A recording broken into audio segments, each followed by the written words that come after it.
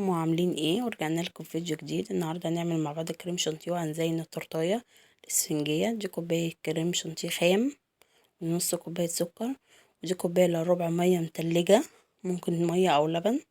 مش دي كوبايه الا ربع، بس انا هاخد في المقادير كوبايه. ننزل بالمقادير. دي كوبايه الكريمه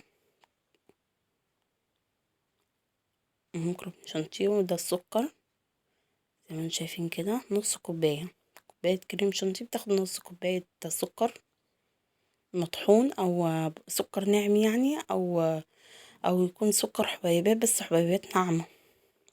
هنزل بكمية المية.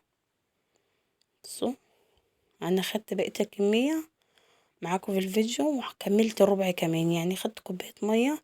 دي مية متلجة فيها كده تلج كده خفيفة بسيطة خالص، يعني لازم تكون ساقعة جدا كده، لا حليب برضو ساقع جدا عشان تظبط معاكم الكريم شانتيه معاكم.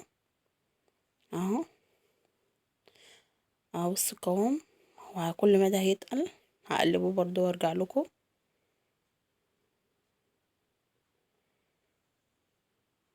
اهو بصوا، اهو ده خلاص اتعمل. طبعا انا وقفت الفيديو ورجعته.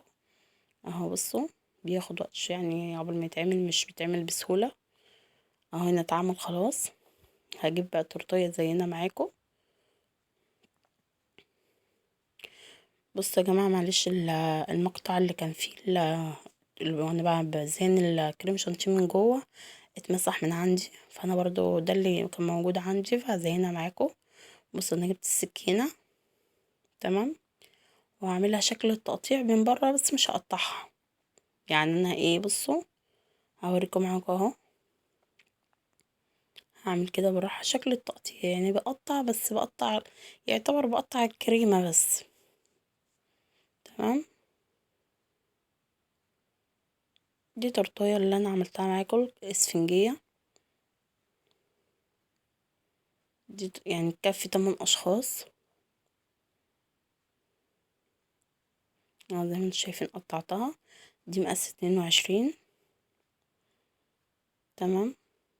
اهو هزين بقى كل قطعه بشكل ولون، يعني بشكل وحاجات مختلفه، وارجع لكم اوريكم واحده معاكم.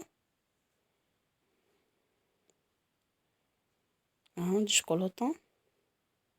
بس حاولوا ان انتوا بالمعلقه كده تفردوا بالراحه. طبعا هي تاخد معاكم وقت، بس ايه، بس هي مش مكلفه وحاجه بسيطه، وهتفرحوا بيها اولادكم. بصوا الاولاد واقفين جنبي فرحانين ومزقططين. بصوا عملت الاربع اشكال كده زي ما انتم شايفين، وهزينها بقى على كده عشان في مننا عايزه بيضه وفي مننا عايزه عليها شوكولاته. هديك اوري شوكولاته كده صغيره زي ما انتم شايفين. هزينها كلها بقى وارجع لكم. اهو بصوا، حاجه بسيطه من غير وردات ومن غير قمع ومن غير حاجه. يا رب يكون عجبكم. لو عجبكم الفيديو ما تنسونيش في اللايك والشير عشان يوصلكوا كل جديد. يلا قوموا فرحوا اولادكم. كل سنه وانتم طيبين، سنه سعيده عليكم. استنوني في فيديو جديد. باي باي.